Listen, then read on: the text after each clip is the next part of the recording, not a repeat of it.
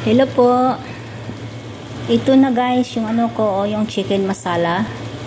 Yung sinabi ko kaninang ano, yung nagmarinate ako ng linagyan ko ng yogurt, chicken masala, at saka yung turmeric, ginger powder, garlic powder. Ayan. Tapos nilagay ko na siya dito sa ano, sa kabilang kawali. Ayan. Nilagyan ko siya ng ano, peanut butter.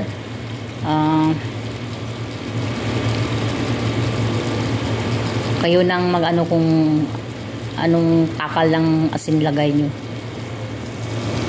Ayan. At saka lagyan nyo ng ano, ng flour pack butter. Ayan. Ayan na siya guys. Ayan. Yan ang chicken masala ko guys. Ayan. Kayo na ang bahala kung anong ipapartner nyo dito. Kubos ba o white rice. Ayan.